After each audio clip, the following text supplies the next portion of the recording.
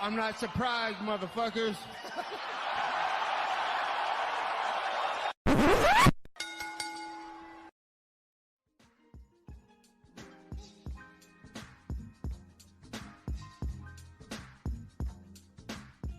What is up, ladies and gentlemen? Welcome back to the Courtside Soundoff podcast. Once again, I'm Josh Evanoff. As always, welcome by the one and only man of the hour, too sweet to be sour. It is Angel Ortega. We got a lot of stuff to talk about this week, boys. Well, not really. We got a couple things. UFC St. Louis, UFC Vegas 92. Tyson Fury, Oleksandr Usyk fight week. A couple other pieces of news. As always, we're brought to you by two fantastic sponsors of the show, Rogue Energy and ELYXR. Rogue Energy get me to the finish line, whether I'm at home, at my job, or doing this podcast. They get me there with code SOUNDOFF at checkout, all caps. Code SOUNDOFF at checkout. ELYXR.com, the exact opposite. They're going to get you really high with their Delta 8 products, which you can enjoy. Once again, 10% off. Code SOUNDOFF, all caps at checkout. Once again, RogueEnergy.com and ELYXR.com. Code SOUNDOFF. Well, Angel, last Saturday night, I feel like we're kind of like sister cities with St. Louis. I mean, we're both in Missouri, the two biggest cities. I mean, they way more shootings than us, but I mean, it's comparable outside of that. So the UFC was there at the Enterprise Center, St. Louis, Missouri. By the way, sorry to cut you off. I almost went. You did. You actually thought about going. There was a thought process. It was just a matter that timing wasn't exactly on point, and dude, did they fucking these ticket prices there? They jacked that shit up, dude. It was. I don't know if it's true or not. So this could just. I don't know. I shouldn't be saying it if I don't know it's true, but fuck it. It's a Courtside Soundoff fact. Then, that this was like the highest selling fight night event of all time in terms of ticket sales. Well, let me tell you, I'm not gonna say numbers just because I don't know. I don't care. But the tickets we got when we went to Kansas City, the equivalent of that seat there was 4 times or 3 times higher. That's crazy. Yeah. And it's not even like those Kansas City, seats were like cheap either. You know what I mean? Like, no, they were where we sat. No, that's insane to me. But like the equivalent of that for this card was 4 to 3 times higher than that. Which is an insane increase. Like if it was double, okay, that's a lot. But 3 to 4 times, dude. Well, and it's not like this is like a crazy good card or anything. Like it was solid. I mean, I talked about it last week. I thought it was constructed better than the pay-per-view.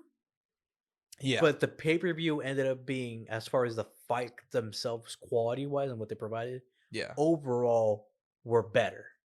Well, and it didn't help the 301. Like we're comparing, like, oh yeah, like this fight night. Saying that this fight night was better than a pay-per-view on paper doesn't hold as much weight because it wasn't it was an okay pay-per-view. Like in terms of the action, in terms of the names, though, we knew going in it was so at best. You know what I mean? Mm-hmm. But look, man. This fight night was a lot of fun. A couple of bangers. We'll start off with the main event. Derek Lewis. I'll give Rodrigo Nascimento some credit. He stayed in there. He took some big shots throughout. Then in round 3, it was really, if we're being honest, I at no point actually did I feel like Derek Lewis was actually in danger of losing this fight, which is weird because if Derek Lewis generally doesn't get him out of there in the first or the second, it's going to be a rough night for him. Instead, round 3, he gets the knockout. And then afterwards, I mean, it was vintage Derek Lewis. He took off the pants. He took off the cup. He fanned off. He used his shorts to fan off Rodrigo Nascimento, which was cold. Yeah, man, he really stripped down. He mooned the crowd. Derek Lewis is becoming like, and afterwards he said like, oh yeah, I'm going to go to WWE next. I can see it. I could see it too. It's a good time to be Derek Lewis, man. What'd you make about his knockout and continuing the streak of most knockouts in UFC history? I mean, that's what I expected. He's going to beat a lot of these lower end guys. Now, middle of the pack, top end heavyweights might change. He's coming on 40 though, which is, that's tough. That's tough. But the last thing to leave you is power. He showed a little bit, he went for that little judo toss there, judo throw. I thought that showed a new layer to the game. Yeah. Also, it's like we know the Derek Lewis game plan now, and he could evolve from what he has. You know what I mean? Yeah. Derek doesn't have to become like this crazy good guy on the ground. Like if he can get back to his feet and get back into his wheelhouse of stand up, like, that's all he needs to do. Exactly. And you're talking about a guy, like you said, almost 40 years old. Obviously, you could see that in terms of his age. He didn't get this knockout as easily as, other ones in the past. You know what I mean? And I feel like this is a guy that fight would have taken place 4 years ago, would have been done in one. You know what I mean? And he came out, and you know what's funny is you could tell from the second a Derek Lewis fight starts if he has any sort of respect for his opponent, literally any. Because he comes out there, and you saw it against Marcos Rogerio de Lima last July, which is his most recent win before this one. He came out there and instantly flying knee knockout. This one starts it off and just instantly starts spamming shots to the head, just gets in close. Couldn't get him out of there, but eventually did in round 3. I mean, I don't have too much to say about this one. This fight basically went kind of, not the exact way I expected, but the ending conclusion was the same. We both picked him. I mean, it doesn't do a whole lot for him. Rodrigo was putting the rankings at 15 for this fight, pretty much. So Derek Lewis doesn't move up from 10. Not any closer to a title shot, but it's a win he needed. You know, he lost 4 or 5, so he's back. I feel like the real main event, though, and we kind of said it, Joaquin Buckley, Nurlston, Ruzibiov. And in the end, these guys put on a show, man. Joaquin Buckley struggled a little bit in the first round, trying to navigate the reach. You know, Nurlston was catching him on the end of a couple hooks. But in round 2 and 3, man, it was a Joaquin Buckley show. Hurt him bad in round 3 as well. Nearly got him out of there. In the end, he ends up winning a unanimous decision. Scorecards being 30-27, 30-26, 29-27. What do you make of scorecards? What do you make about the fight, man? Fight itself, I thought it was pretty good. I will say, this was like, it was a short notice fight, really. Like, I don't think people really know. Like, Joaquin Buckley had been fighting to get this spot, but he was preparing with the hope of getting here. And I don't know how ready, and I'm not trying to say that Nurlston wasn't ready, but at the same time, this was, I assume, relatively short notice for him. He had to cut down from 185 to 170, which he doesn't seem to carry maybe like a lot of maybe muscle mass, even at 185 or a lot of that. So, and I feel like in the long run, he'll be better at 185 than 170 anyways, because he's just such a big guy. I mean, it could work at 170, but how many guys have you seen around this height at 170 in general anyways? You know what I mean? If any, Not many. really. Yeah. So, I mean, the guy could, in theory, even bulk up to 285 at one point. Or not 285, 205, my bad. 285, holy shit. He'd be a unit. But he's a big John Jones is coming for your ass, dude. right? But I think he's a still good fighter. I don't think people should be kind of swayed away from Nurlston going forward. Yeah. For Joaquin Buckley, I think there's still a lot of question marks for me, dude. He looked good. He showed a lot of layers of his game. But at the same time, I feel like this win didn't come up without some sort of caveats in it. Going forward, though, it's like, all right, you guys highlighted him. You guys have interest in him. He's putting out there. Let's give him a hard fight, you know? And I think that hard fight, Josh, should be Sean Brady. It's a great fucking pick. That's a great pick. Sean Brady currently unbooked, I believe. Although, Joaquin Buckley, we got to talk about this part of it. He gets on the mic and he calls out Conor McGregor, because that makes so much fucking sense. And dude, Conor, if you guys watch Conor McGregor's Twitter, he posts so much shit. Like, he'll call out anybody. He'll call out anybody. He just will. There was like a guy who was like making like his UFC debut, whose name is Conor, and Conor talks shit on him all night. It was like a random fight night like a month ago. I swear. What? To God. I didn't know. You didn't hear about this, dude? It was so fucking funny. He was like this like bantamweight who like lost by 3rd round knockout or some shit in his UFC debut, and he was like, "Oh, there's another Conor now." And he was talking really weird shit. Conor will talk shit about everybody, dude. Was it Irish fighter? Was it Conor Logan? I think so. I don't even know if that's his name. But point being, dude, Conor didn't even respond to this.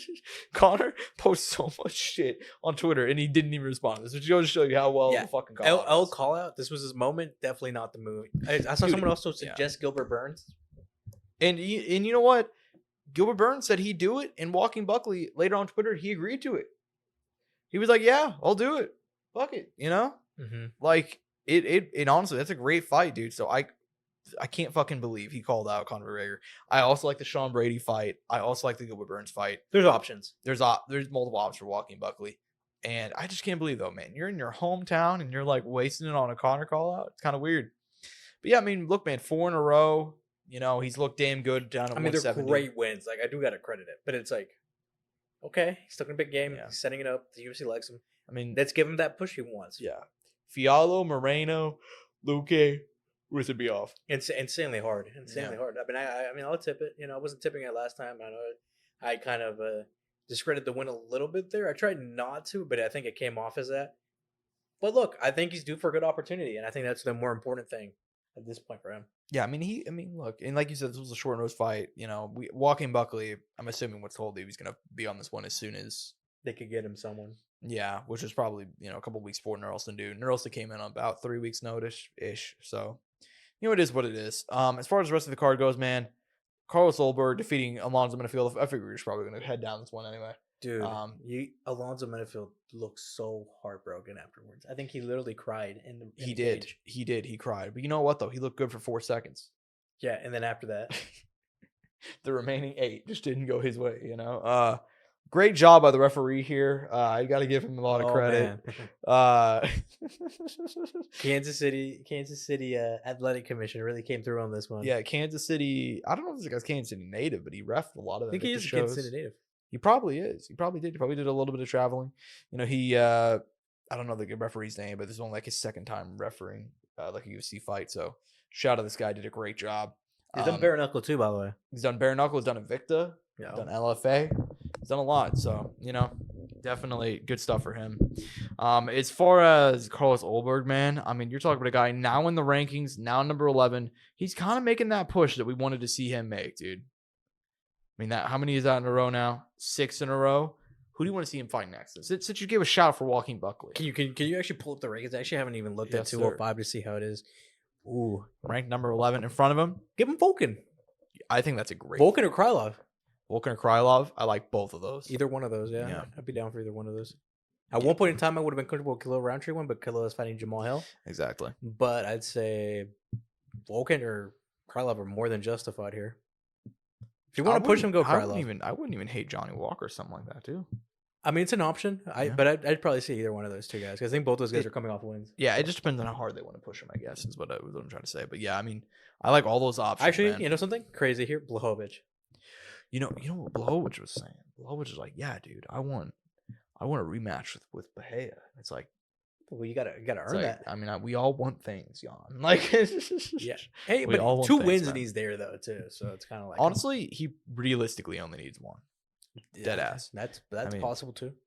If you could pull up like his recent fights, last time out he lost to Bahia, which was a fucking year ago at this point. Draw with Ankalaev, beat Rakic. Yeah. So he probably only needs 1. That's what I'm saying. So we'll see. Yeah, man. As far as we St. Louis, a couple other fights. Which ones do you want to talk about? I know that Carlos Diego Ferreira picked up a win. Sean Woodson defeated Alex Teixeira, so kind of a disappointing fight. Yeah. There was, and then we got to talk about your boy. This is this was the main one for a lot of people. Robela Suspenier. This is what happens when you sign a guy with fucking 60 seconds of fight time. Yeah, it's true. To call it as it is. At the same time, I didn't expect Waldo Cortez Acosta to fight the way he did, but can I hate on the guy for fighting smart? Who's gonna take on the bronze medalist Taekwondo Olympian on the feet? I'm not gonna judge. I can't judge him for it. Look, this guy.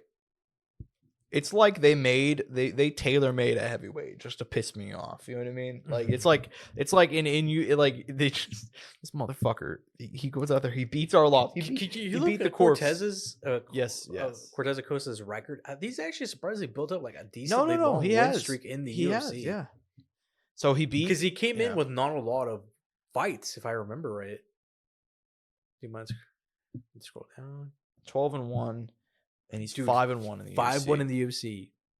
A loss to Rogerio Lima did slow him down a little bit. But they've given him the proper build-up, though, from Contender Series being just 6-0 to now having a 12-1 record. Like, they've done a really good job with this matchmaking. Like, they've taken the right way, especially for a heavyweight, Josh. We don't see often very much.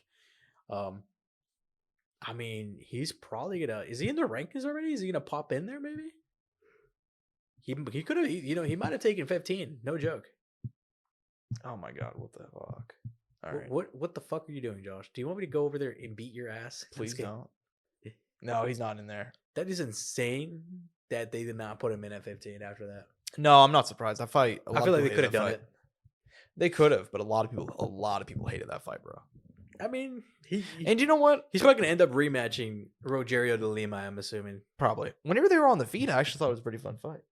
You know, I Man, I wonder why. I mean, Waldo landed some shots. Robellis definitely had like the advantage, especially early. You know what I mean? Yeah. He tagged him, and that's when he started shooting. But yeah, man, Waldo Cortez Acosta. Man, fuck that, Josh. We need to talk about it. You know what we really want to talk about? We really want to talk about the fact that people were going to say this guy was going to get fraud checked. Yeah, a guy with 40 seconds of fight time is going to get 5-0. Yeah, who has a taekwondo background is getting fraud checked. I don't know. Like, yeah. what? I look, dude.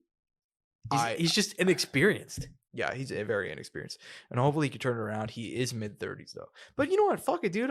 You're immortal at heavyweight, dude. Yeah, and you know what? Until you're like 50. Here's the issue: they should never book this fight to begin with. You know what I mean? They should have given him fucking Parker Porter, or they should have given him another guy. Literally, the guys this guy fought: Jared Evander, Chase Sherman. Oh my god, yeah, there we go. Lucas Bresky. Fuck it, they should have brought him back for one more. Yeah, exactly. Dude, like there were so many fights they could have done, and giving him a guy who had just beaten Andre Arlovsky. God damn it, sign Chris Dawkins back on short notice. You know, shit, there we go. You know, oh, that would have been a tough one too. Yeah, I mean, look, Chris dude, has good jiu-jitsu. You're right. Look, all I'm saying is I hate Waldo Cortez. That's my point. I'm just saying he beat my poor Andre Arlovsky, 47-year-old Andre Arlovsky, and was taunting him and talking shit. You know, he goes out there, beats Despenier, ruins the hype train. Okay, and like such a boring ass. What else fight. could he ruin out heavyweight that you would hate? He's gonna get. You know what's gonna happen? Just because I hate it, he's gonna get in the rankings and like beat fucking Volkov or some shit. One of my favorites.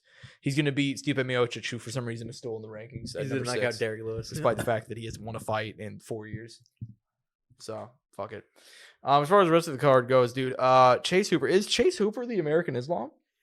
Chase Hooper is the dream. Yeah. I mean, you're right. I mean, literally, dude. Facing Borshev. Funnest fight that I can think of in recent memory. Like one of the funnest. Dude, one of the funnest memories I've recent. Outside of obviously Max. He dropped a guy. He got his first knockdown in the UFC. It was beautiful. It's kind of nice to see him just grow up in the UFC, isn't it?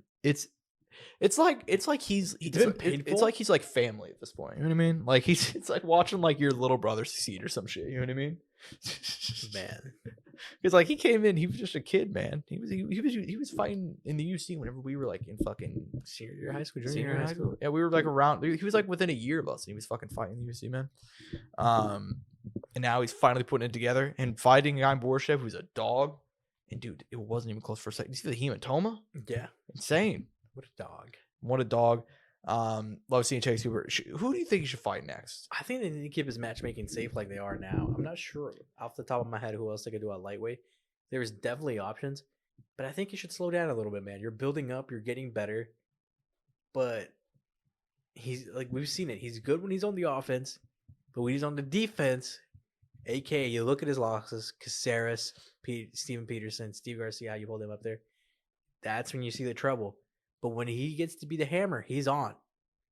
But when he's the nail, it doesn't always look the best. I was about to say they share your book, him versus against Steven Peterson, but I guess not. You know, he's retired apparently. No, I didn't even know that. Fun fact of the day. Yeah, that's a fight that. But there's definitely 55ers who are ranked that are good options. Yeah. I think only a big name though. I mean, 3 in a row, and all 3 of them were pretty fucking dominant too. Sure, he could even fight Carlos Cejudo. Carlos Cejudo is not ranked. But he's a tough opponent. He's 40. He's older. You know, it's a winnable fight. He's a grown man. He's a grown 40. Man. Yeah. Yeah, man. That would be interesting. That'd be interesting. I think there's like there's a lot of good options, man. There's a lot of good options. You know, Chase Hooper coming through here, a young prospect got the win. But most definitely do not give this kid a right fighter. No. Oh, Jesus. That's too far. No. But, you know, he was a young guy who got a big win.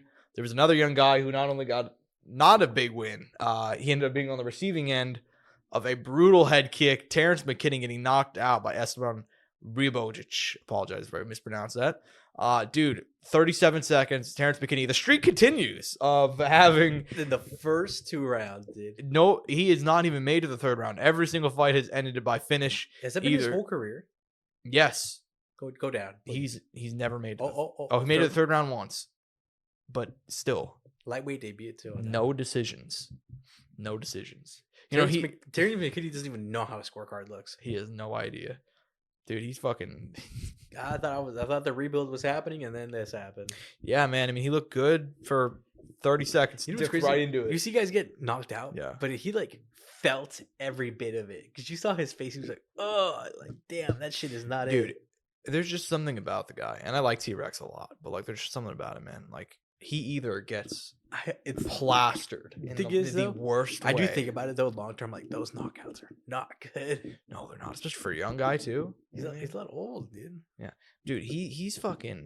I mean, he either gets fucking plastered inside of a round, or obliterates the other, or guy. just murders him, and there's no in between. It's the funny. It's genuinely funny. But yeah, I love me some Terrence McKinney. Still stuck to see that one. Tabitha Ricci defeating Tisha Pennington. Tisha, Great matchmaking there, really. Yeah, it's split decision too. Seems that there will be the two, the wives. They will not hold titles. I said that last week. I was like, Yeah, but that wasn't gonna happen. no, but instead, not only that, comes back and loses the first time back after having a kid. Sucks to see. It is what it is. Trey Waters, Billy Goff putting on a war. That was a fun one. Dude, fight of the night. Fight of the night. They got the 50 Gs. Love to see that for two young Deserving. dudes. Yeah. Charles Johnson defeating Jake Hadley. Jake Hadley just, he seems like he's right there, but he just can't. Get over the hump. Yeah. Dude, that, you know. a lot of us expected it to be like when he came in, he had a little bit ahead of him, like going into the contender. Yeah. And then He was missed, an out there guy, you know what I mean? He's brash. and then he missed weight in the contender series, but he looked so good that Dana's like, fuck, dude, I got to give him the shot, you know? And then he just hasn't. And He's just been and up I and think down. eventually it will. You hope. You fucking hope because you know what it could turn into, but it just hasn't fucking happened. And it's so fucking frustrating. And White Kong, I mean, that's a name, dude. That's a name. I mean, I think he's definitely, he's 2-3 in the UFC. He's 2-3, but you gotta, I mean, dude, like he beat Mitch Raposo to get the shot, lost to Alan Nascimento, rebounded with 2 finish wins, and lost to Cody Durden. No shame there. And I mean, he's not getting finished in any of these fights or anything. He's Yeah, not and getting like obliterated. Yeah, and like the Cody Durden fight for him was pretty close going into the third, and this one was 1-1 going into the third as well, I believe. Like he just can't get over the hump. You know what I mean? Yeah. So we'll see. And then Veronica Hardy opening up yet another card. She looked good. She did. He gets a third win in a row against JJ Aldridge, who I will say with her, I feel like you still need to continue like building and building and building. I agree with you. We'll see. I have no idea where they're going to She's young enough with there's time though. She's 28. Like there's time. Yeah. There's time. Yeah. There is time. She's 3 in a row. Look good in all of them. We'll see. We'll see what's next for her. And she hasn't fought in the Apex since her return, by the way. We just saw that right there. Yeah. That's true. Yeah. I didn't think about that. It's a dub right there for her. Yeah. Good for her, man. The UFC does have a card going down this weekend. Oh, actually, one thing I want to go ahead and mention, because they gave him a little tribute package, which is kind of crazy that it happened the week that they were in St. Louis. Art Jimerson. The convenience of it, right? I know. One glove, Art Jimerson, fought in the. Or I mean, it's kind of weird, right? Because like he only fought once in UFC and once in MMA. One of the most recognizable guys for like the 90s of MMA because the one glove. Yeah, the one glove. Who as far as like his boxing career, he fought some like relatively well-known names. By the way, they gave him that one glove as a gimmick, right? Like it wasn't something he was going in there like planned, right? If I remember right. So basically, what happened is they gave him the option. They're like, how many gloves do you want to have? He's like, well, I want to have one glove to grapple and one glove to strike. He was going to have I think he had like his rear hand because he was Orthodox. He had like his rear hand was the one that had no glove on it, And also whenever Hoist took him down and got him out, he like tapped out like immediately because he had like a boxing match coming up. But yeah, he fought Orlin Norris, who I believe fought Mike Tyson, I want to say. Oh, he fought Vasily Jurov. That guy was a savage.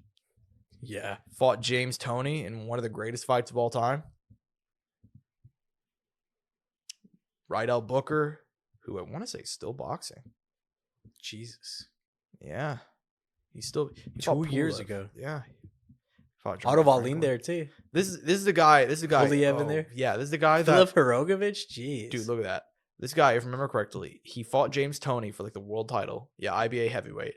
And then like he got convicted of like drug dealing or something and lost 15 years and then came back and continued boxing. I'm dead ass. What a guy.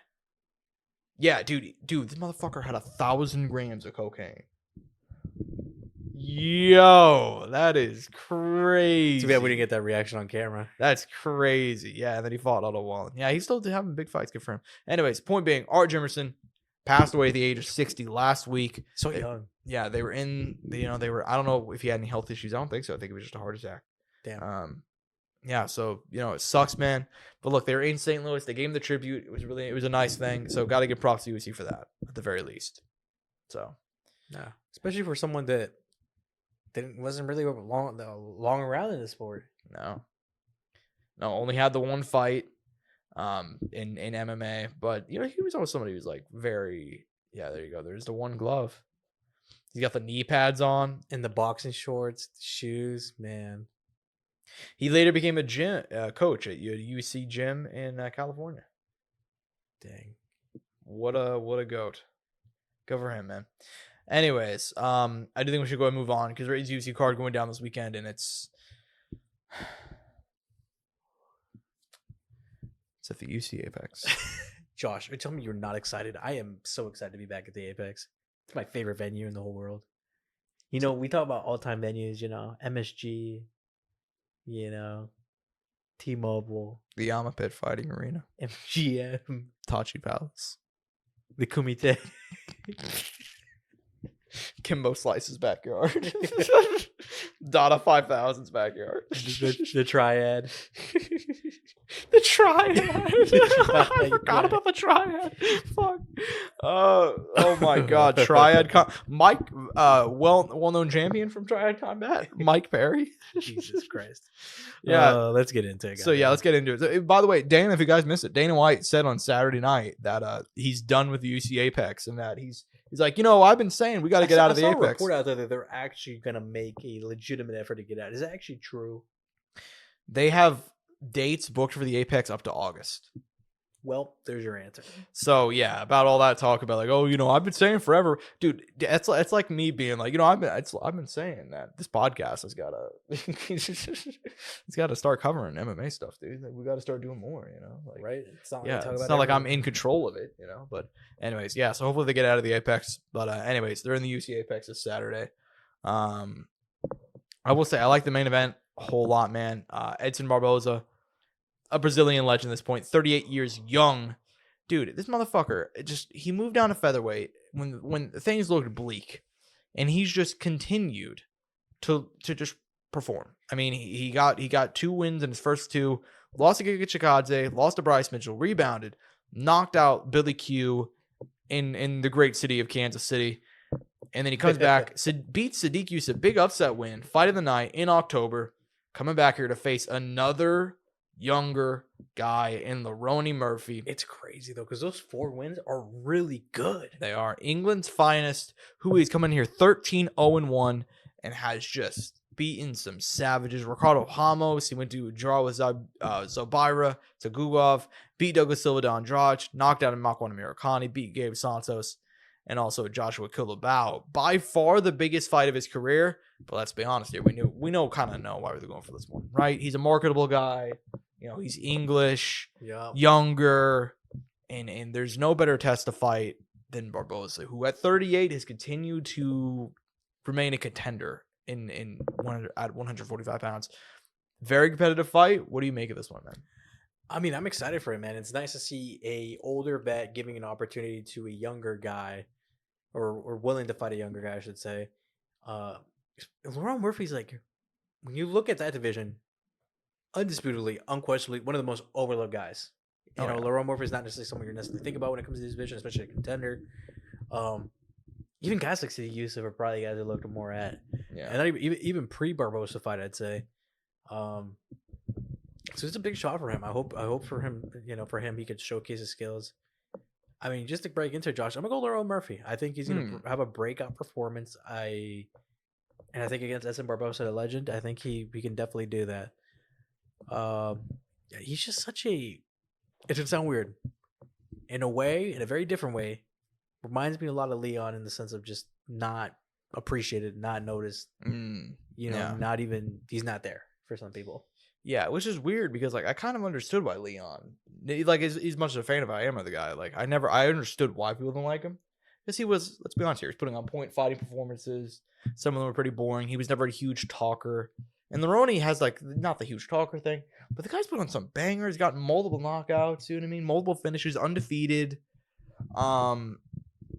But that being said, I'm going to go Edson Barboza. Oh, what a guy. Yeah, I know. At 38 years old, man, he really impressed me with that Sadiq win. And Lerone Murphy, from behind too. Yeah, and as the good Lerone has looked, I still have a lot of questions, man. I still have a lot of questions. his biggest wins up to this point, I'd say, are somewhere in that Ramos, Silva Andrade, Mark One. I just ran him down. You know what I mean? So, dude, that's good crazy. guys, but not even close to top 15. No, not yet. But So, yeah, I don't know. I'm just very cautious about this guy. 32 years old now. look where he's fought. Isn't that crazy? Like 4 straight fights in Abu Dhabi and then back-to-back fights in England. That is pretty crazy. So is this going to be his debut in the U.S.? This is going to be his U.S. debut? Yeah, that's dope. Okay, good for him. I wish he was in front of a crowd, but what are you going to do? That's why he's going to win it. Yeah. Yeah, I mean, I could see him winning this one. I'm gonna take Barboza for the upset, though. I just got a feeling. You know what I mean? I would not be surprised at all if Leone Murphy goes out there and fucking starches him, though. You know what I mean? So we'll see. Weird ass co-main event. Yeah, this one's random because I feel like you could have done like 2 other people on this card in this position, but Yeah. I'll live with it. And plus, I like one of these guys. I mean, I like both these guys. I think both these guys are fun. Chaos Williams taking on Carlston Harris. I mean, Chaos Williams, we know the story here. But in the UFC since I believe 2019, 2020-ish. Got some big wins. Also has a couple big losses as well. Kind of up and down. Carlston Harris, we know the story here. Out of Ghana. 36 years old. Guyana. They're different countries. My bad. Obviously debuted May of 2021. Picked a couple wins. Lost to Shavkat. Got ran through. Outside of that, though, he looked good. Rebounded with 2 other wins. Very excited for this one. I get why it's the co-main. It's a bit of a weird one, but it should be a fun fight nonetheless. What do you make of it? I mean, Josh, I always say it every time this guy fights. Love the story. I love the journey. I love the hunger. I gotta go Carlston Harris here. I can't turn my back on my boy. Chaos Williams is a tough fight. I could definitely see Chaos winning this. Chaos has good power, good stand-up. Carlston, good on the ground, crafty jiu-jitsu guy, slick submissions. Times there's been some, questionable moments on the feet. But I think he'll be able to get through and end up getting a finish. I'm calling it now. But it's going to be by submission. Really? Second round sub. That's interesting. I'm not in full agreement with you. I am in agreement though. I think Carlston Harris is gonna go out there and get a win. I like Chaos Williams, but I think Carlston Harris has a lot higher potential, especially to go further in this division. I think he's on the feet is comparable. I like the shout about a potential submission. Which I'm curious about the odds on that one. What do you, since you got oddly fucking specific, what round is he going to do it in? Second round. Second round? Okay. Second round. 127 of round number 2. I hate you. Carlston Harris. I mean, jokes aside, I'm going to pick him to get the win. I'm not going to go that deep with it, though. I'm like, fuck it. Because I think if he is going to finish the fight, it's going to be a submission. I don't think it'll be a knockout. Fair enough, man. As far as the rest of the card, I mean, it's a fucking Apex show. I mean, there's some good fights here, though. But Josh, there's names. Yeah, there's some good names. So you go ahead and I'll let you take the lead on this one. Which fights? Well, we got Adrian Yanez back. It's been a while since he's been in action. Yeah, taking on Vinicus Salvador. Is that Vinicius? I think that's Vinicius. Vinicius Salvador. Yeah, we should look up like pronunciations before we do. I think young Brazilian kid, decently sized record. 14-6. 2 losses in a row. 27 years old. 0-2 in the UFC. This looks like a get back for him, for our boy Adrian Yanez. Yeah, and Yanez is coming off 2 losses, right? That's correct. Yeah, the Font and the Jonathan Martinez loss. Correct, and Rob Font just murdered him. So he really needs this one bad. Yes, he does, especially because he was a guy who was looked at, had hype. So this is this is his moment to get highlighted and get back in the mix, and especially because he's on the main card again. Obviously, yeah. I mean, it is in the Apex, but it's an opportunity for both guys. I agree.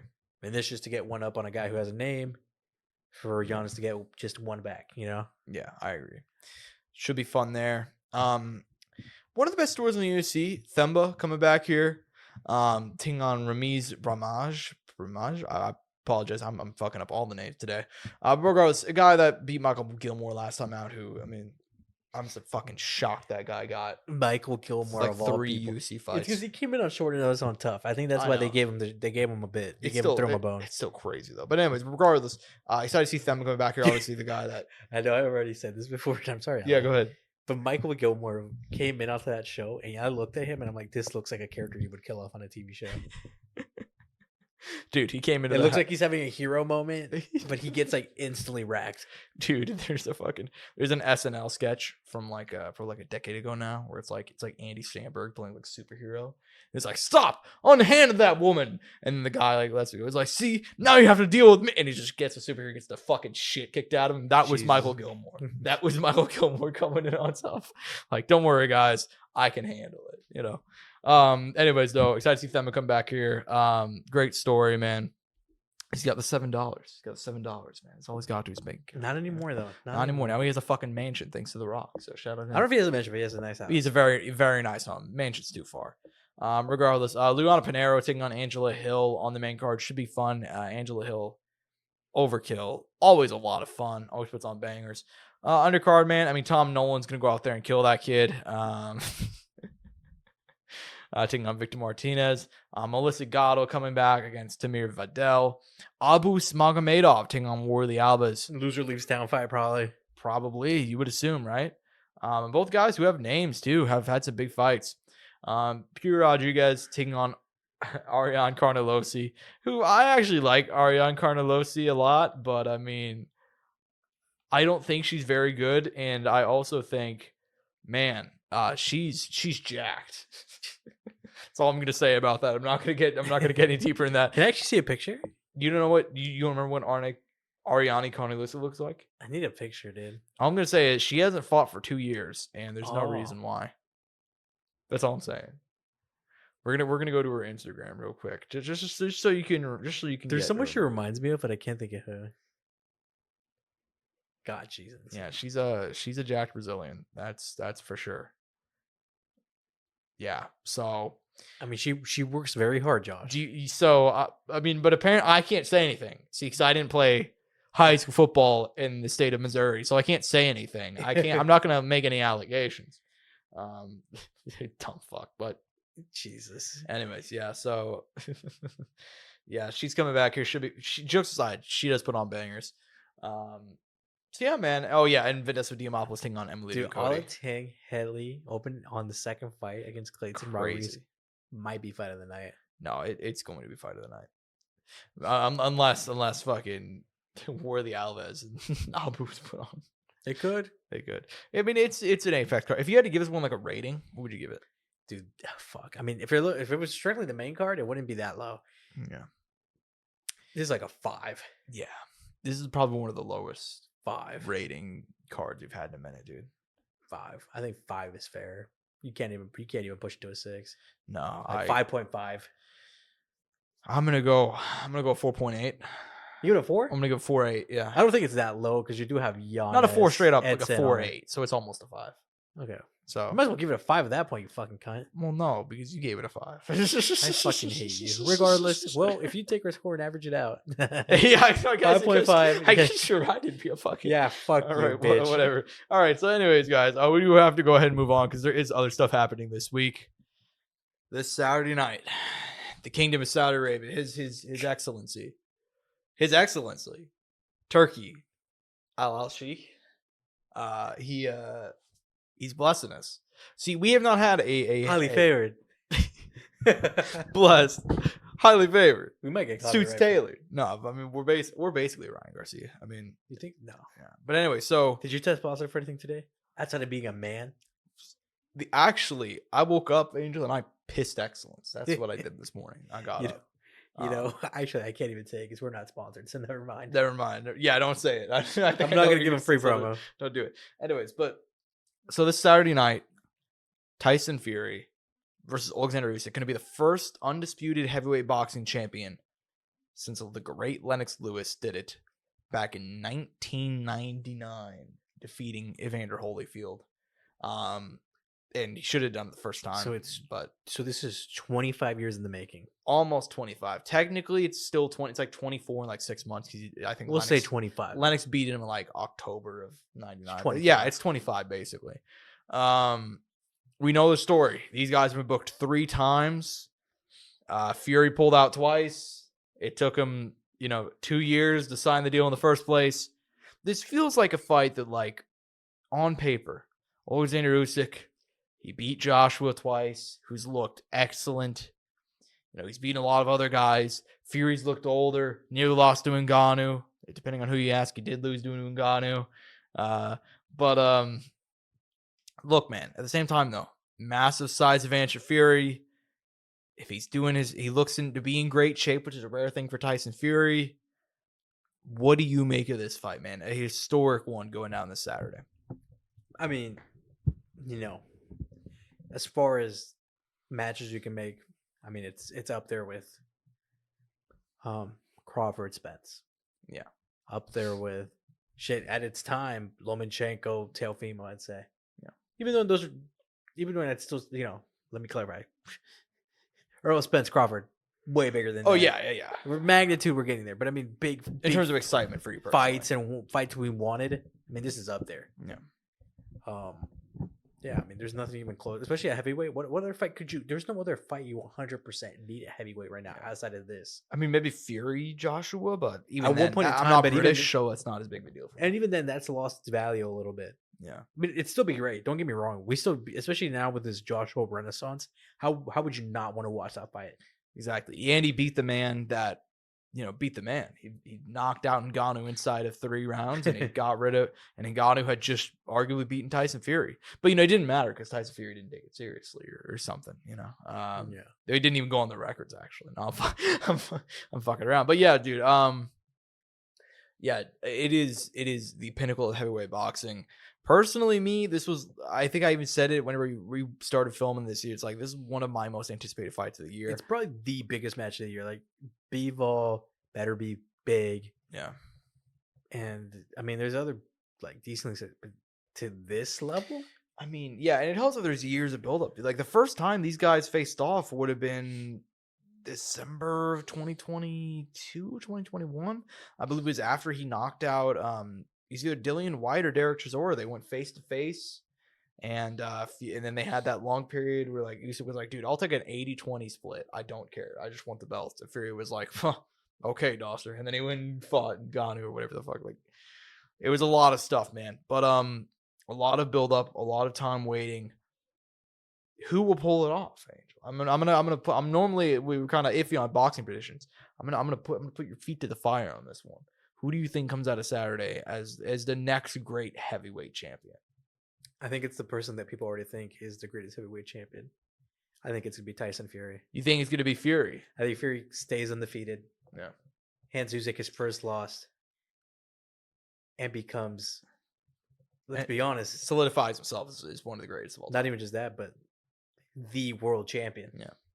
Well, that's kind of it, right, man? Because like, it's the winner of this. I mean, this was one of the best heavyweight. I mean, one of the best heavyweight eras. The whole Fury. This is kind of the end of it in a way. I mean, Fury, Wilder, Joshua, Usyk. To be honest, like, the big four. If I was either one of these guys, I'd go out on this one.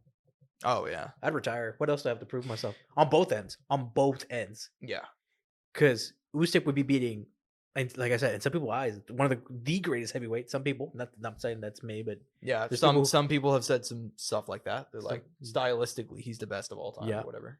And also in its moment, probably the best heavyweight. And right now, currently, I'd say he's probably the best heavyweight, or the other best heavyweight, however you want to put it. Yeah. And in the inverse for Fury, he's fighting the best guy he could be possibly fighting for the reward he's going to be getting.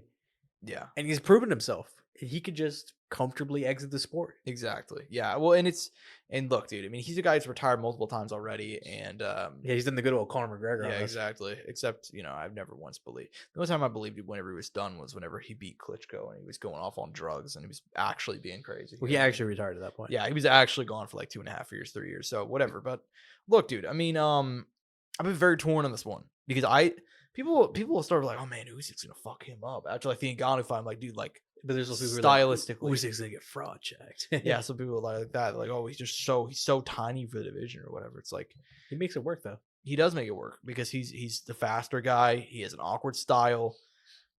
But here's the reality: it's gonna come down to this: can Oleksandr Usyk, can he stay in the clinch? Can he get him off of him? Can he evade the clinch? Because, dude, Fury, the game plan. He's going to try the same stuff he's tried for his last few fights. He's going to get in also, close. Josh, you know what he does too? Yeah. He does the John Jones, dude. He will fucking cheat. That's true. He will cheat. He threw the elbow against Ngannou. Man, He'll who hold else for did extended periods of time. He will. He'll hold. He got a point deducted, and I want to say maybe even 2 of the Wilder fights for holding. Like no fucks to give. he'll do whatever he needs to win. And I've gone back and forth and back and forth and back and forth. But I'm gonna stick with my original prediction. Whenever this fight first got being discussed back in 2021, 2022, I'm gonna go Oleksandr Usyk. I love it. We split. I don't know, man. It just see, guys know. Here's the thing: you and I, we pick, but guys know. Deep in their hearts and their souls, they know before they even step in there. I think sometimes that's true. I've heard Chael Sonnen and other guys talk about this. I think Tyson Fury knows that he can't shake Oleksandr Usyk. I think all the stuff, and even John Fury this week headbutting one of Oleksandr Usyk's fucking teenage teammates or whatever the fuck. Still love that. Just left high school, splitting them open. I feel like they're trying everything they can to shake this team, but like it's like these motherfuckers forgot this guy was on the battlegrounds of fucking Kiev, dude. Like he was literally in the military during the worst of maybe not the worst, but some of the worst. See, of the Josh, war. but the only issue is England sent their most dangerous weapon, just like Craig Jones arrived in Kiev. Yeah, exactly. Fury, he's actually a double agent. Could you do a Tyson Fury's father impression? But that'd be like, the England has sent their most dangerous weapon. I literally can't do Big John Fury. I can't. You can't. I can't. I swear to God. I'm not even gonna try and embarrass myself. Yeah, because I'm so sad. Nobody. I felt like you could have done it. Nobody can do Big John except for Big John. Can you do Tyson Fury? No, probably not. It's I can't do like I do. I mean, if it was Craig Jones, I'd do Craig Jones again, but I can't. Yeah.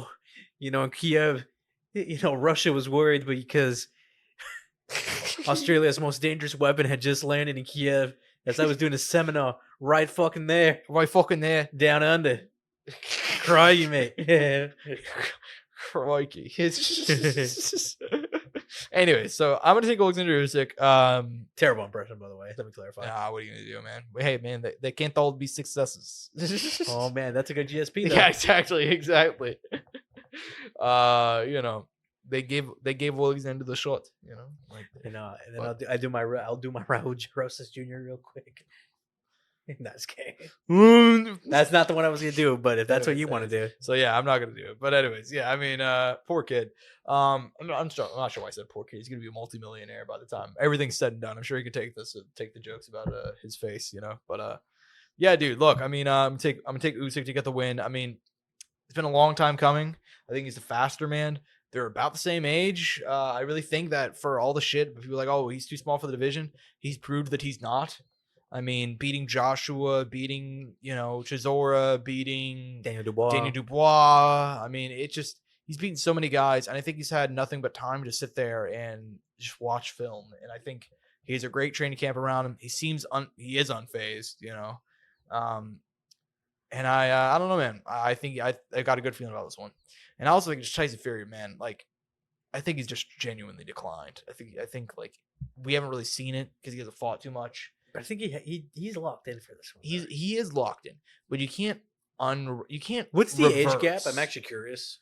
They're both 36. Holy, even, bro, even. Yeah, exactly. So, but at the same time, you can't reverse the damn. Like Tyson Fury was like a straight up drug addict who was 400 pounds for like 5 or 6 years. You know what I mean?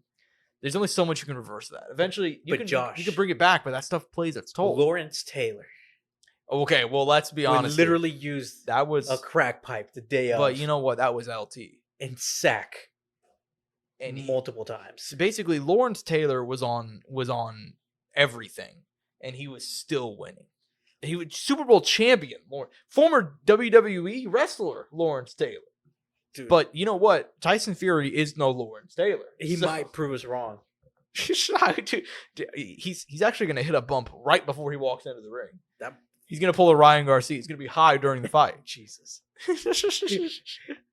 And Nick Diaz, Dude, that's my favorite story. I swear to God, that's my favorite story. And I love Joe Rogan telling me. They need to turn that over, honestly. Yeah, I love Joe Rogan always because Joe Rogan, he's the one that I first saw talk about it. He's like, and they found in his test sample. He gets how Joe Rogan fucking talks, and he's like, they found in his test samples that he was so high, his levels were so high that he had to have been high during the fight with Takanori Gummy. And it's like, I went back and I rewatched, and it's so funny because you go back and watch the fight too, and then you see Nick just like, he's unfazed by everything Takanori Gummy's throwing, and you're like, well, shit, dude, he's on fucking cloud 9 right now, dude. Like, he doesn't even. Dude, no wonder Lawrence Taylor's so good at football.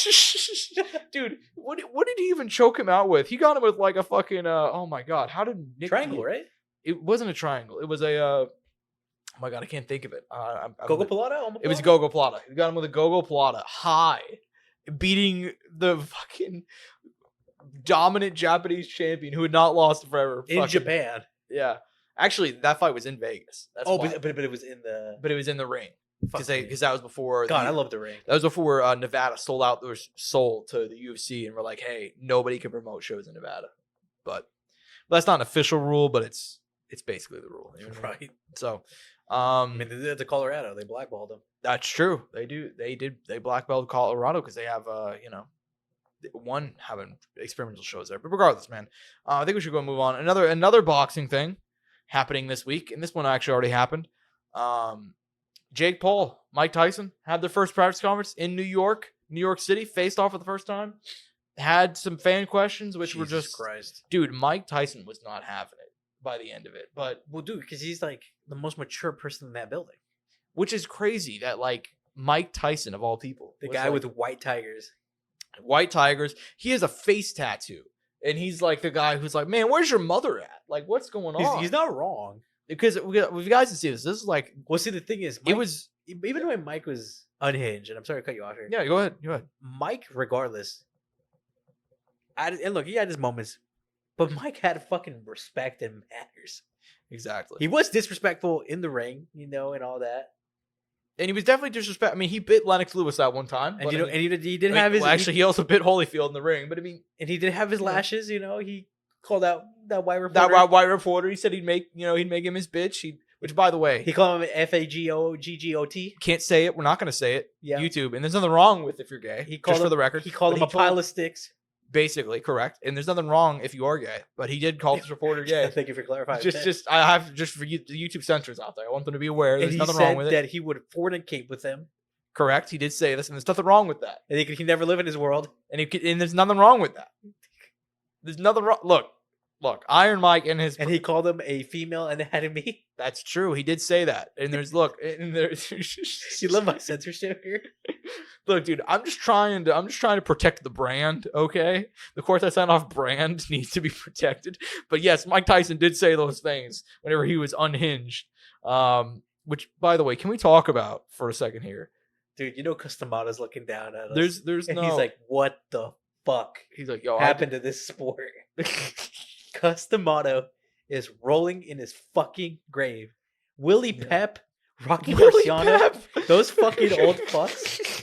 Those guys who are true gladiators. No, well, Jake LaMotta, dude, you don't know any. Do you say Jake LaMotta? Is that who you said? Willie Pep? I said Willie Pep, Rocky Marciano. Rocky Marciano. My bad. I heard Jake LaMotta. I was like, dude, Jake LaMotta was the original Mike Tyson. People don't know this.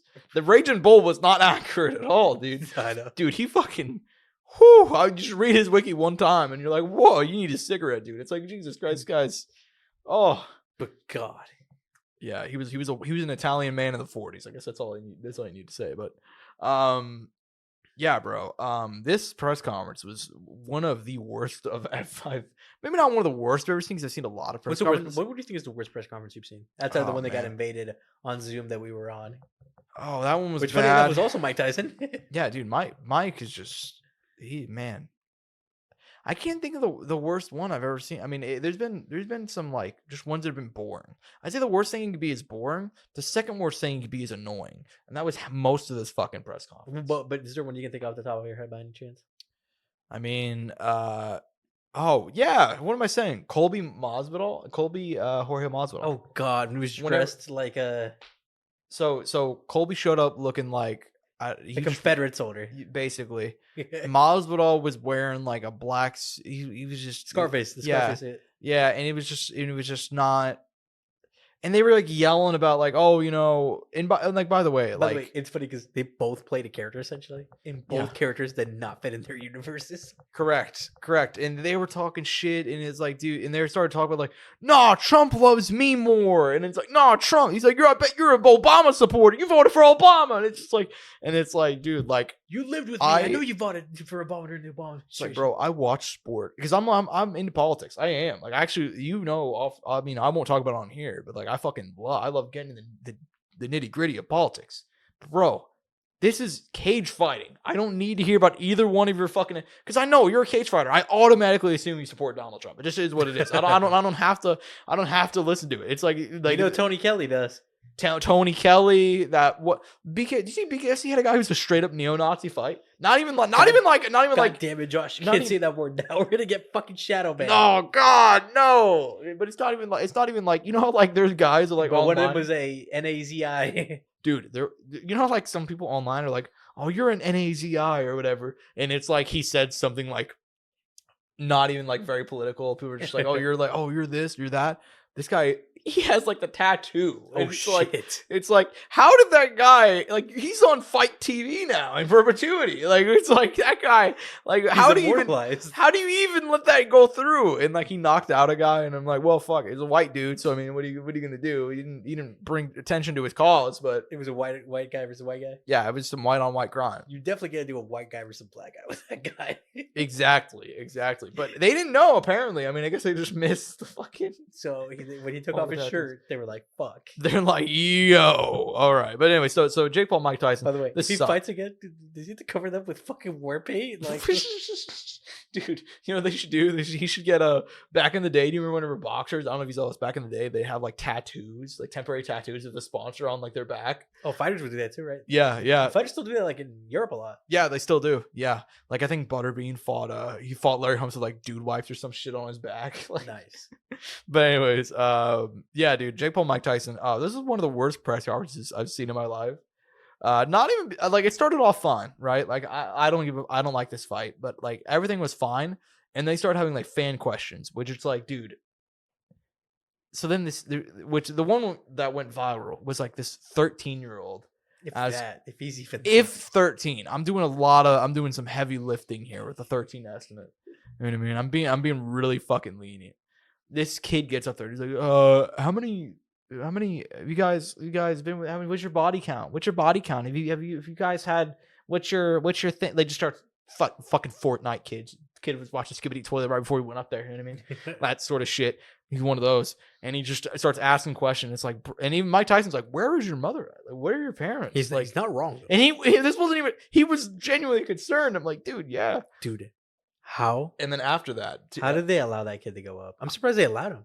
Because they knew it would go viral, and for people like Jake Paul, all that matters is going viral. It doesn't matter if it's good or not. By the way, do you think that Jake Paul employee that went up there is actually an employee and he actually got fired? I don't think he actually got fired. I do know he's an actual employee. That's the guy that was in talks to fight our buddy Ben Davis. Ben. Oh, dude, I would have. And he dropped the bag on Ben Davis. Yeah, he ducked him. He continues to duck him. Better. I don't know what the fuck this guy. I don't know. I'm not gonna pinch this fucking pipsqueak. I don't know his fucking name. You know what I mean? Like, but we do support Ben Davis out here. Ben, hey, shout out, subscribe, Ben the Bane Davis. He's liked and retweet some of our videos. We gotta do it. Really? I didn't even know that. Yeah. Most videos I post. Ben's good people. Maybe I should fight Ben. Friendly fight. Actually, I for one of his fights, like, who should I fight next? I'm like, me, Ben. I got IRS and I owe money to the government. You gotta help me out, dude. He's like, all right, I'll do you a favor. Like, say Misfits. I wonder how much you got paid for that fight. I think they're Misfits. This came out. Their minimum is 10K. Oh, bro, put me in. I'm going down. Yeah, but that doesn't include, like, you have to pass your medicals, which you have to pay for. They don't pay for your medicals, and they don't pay for your... Your medicals can't be that expensive. Yeah, but they do pay for, like, your flight, I believe, so that's something. But anyway, so... dude, put me in. This is what I've said. I'll 100%... Dude, they had some guys in there that it's like, come on, bro. Like, I know I could beat up that guy. You know what I mean? Like, I don't know. I think maybe Ben. I mean, I like Ben. I'm not gonna say that. But like, he literally fought the son of a legend. That's true. He fought Gabe Silva. There's some guys, though, that it's like, you know, like, I put in the work. I go to the gym. I put in the work. You know what I mean? I could do it. You know, like there was that fucking old guy who fought one time. Who I was like, man, that guy. I can't even remember who it was because like I remember. No, it wasn't Dad because Dad actually won some fights. But like there was I can't remember who the fuck this guy was, man. But I remember watching like Boogie during- 298 pounds.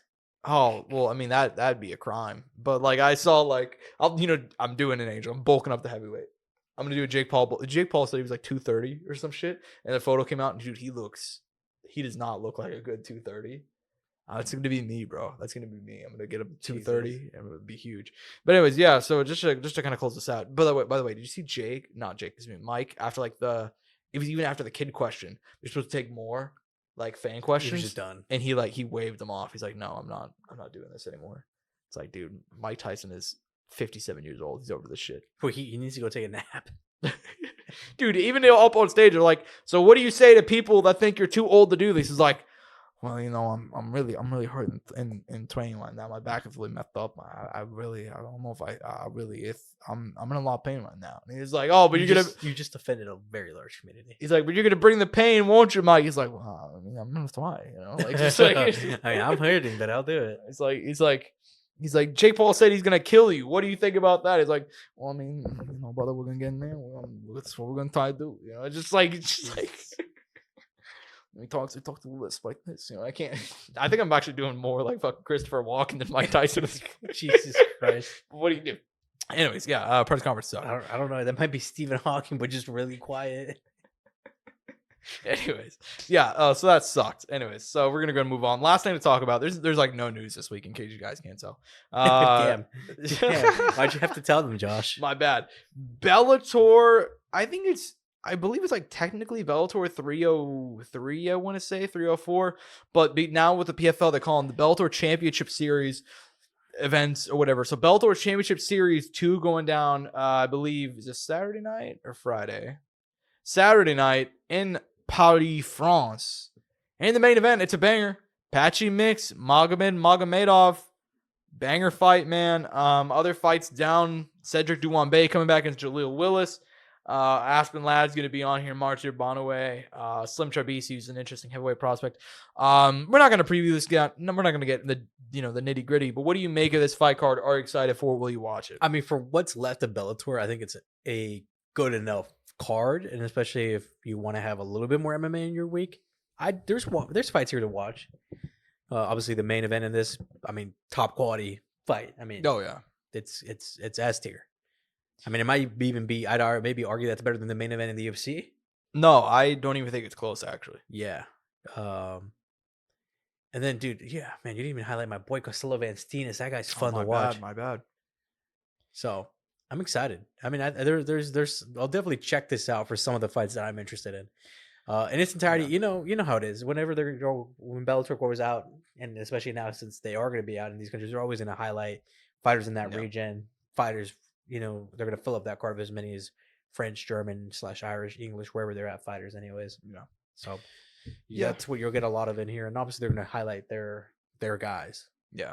And look, I mean, it's not a bad fight card. Like you said, for what's left of Bellator, which there's not much.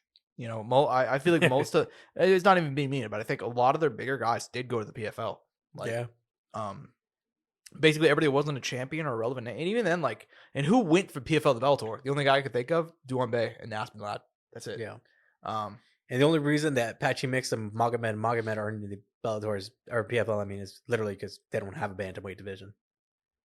That's the only reason why. Yeah. And if there was, they probably go. Exactly. And Patchy Mix, dude, on the short list of being the best guy outside the UFC. I think he probably is at this point. Outside, it's probably like him, Anatoly Malikin, DJ. You got to throw in there somewhere. DJ, obviously. I mean, off the top of my head, I'm sure there might be guys we're forgetting here. Oh, the other Nurmagomedov. Oh yeah, the Bellator lightweight champion, whose name I can't remember right now. I was gonna say Umar. I know it's not Umar, but you get my point.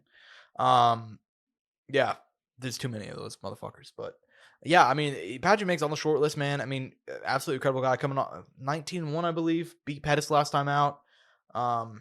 Yeah, dude, I'm psyched for this fight. As far as, the rest of the card goes, Duwambe, Jaleel Willis, they've actually been talking a lot of shit. Hopefully that fight becomes a fun one. Duwambe, I feel like he lost a lot of hype after his last fight, but I feel like he could come back. Oh, yeah. That was such a weird fight, and I feel like a lot of people blame Mark Goddard for that one, as they should. They're back in France. Like, this is literally perfect for him. I know, it's tailor-made. Tailor-made for him. All he has to do is go out and perform. So we'll see. And Jaleel Willis knows pushover, man. I mean, it's gonna be a tough fight for him. But man, we'll see. We'll see. I still can't believe they didn't re-sign fucking Baki, dude. Oh my god, what the fuck? They dropped the ball on that one. It's all good. Buck is gonna come to the UFC. It's like, yeah, bro. Like, we're gonna go out there and have our biggest prospect, or one of our big. I mean, I think Duan Bay is probably like, after that first fight, I was like, fuck, dude, he's the biggest name in PFL now. Like, that was it. That was literally it. They took him one fight, and then they're like, yeah, we're gonna have him fight this super hyped up prospect who we're only giving. Now the biggest name in the PFL is Jake Paul. I mean, fuck, dude. I saw. By the way, this killed me. I didn't even retweet it or anything. I probably should have. It was like PFL put up a post like, it's now official, and it was like the Jake Paul Mike Tyson face off, and I'm like, dude, what the fuck is Jake Paul doing for your brand for you to like? He's not doing anything. I think he's more or less an ambassador right now. Yeah, but when's the last fucking time you saw him talk about PFL? Anyways, I'm Josh Evanoff. No, like he doesn't do anything, Like it's no, I'm not disagreeing. Yeah, it is funny. But he's supposed to make his PFL debut any day now. So, hey, I mean, I think at least Ngannou's gonna fight for him. You know what I mean? I see people Ngannou. It's like, Ngannou, Jake Paul are just taking PFL money. I think Ngannou's gonna fight for him. I give Jake Paul, no chance. Anyways, anything else should we talk about before we go ahead and close out here, man? No, man. I mean, I'm excited to come back next week. What do we have next week? Is it? Next week's a break. It's a break. And then after that, do we come back to a pay-per-view? UFC 302. Dude, that doesn't even feel June real. 1st, Newark, New Jersey. Doesn't even feel real. I think it's because it's come up so fast, dude. Everything after 300 has just gone so quick. Next month, it's just gonna be hit after hit after hit after hit. Damn straight. And hope you guys stay with us for this next month. Had a big month this month. Last month was even bigger. Big year for the show, man. And hope you guys stay around for, man. I'm at Josh Evanoff on Twitter. He's at Angel Ortega _01 at Courtside Sound for all things relating to the show. Like we said, next week's going to be a little bit of a weird one. I mean, I don't know. We'll find some stuff to talk about. Maybe we have some like creative stuff we'll do, but there's going to be no UFC or Bellator or PFL. I got an idea. No we'll boxing talk about it afterwards. Yeah, we'll talk about it afterwards. But anyways, hope you guys enjoyed this one. Feel free to subscribe, like, all that stuff. But that's it. We're out. Peace and butt grease. No mouse click.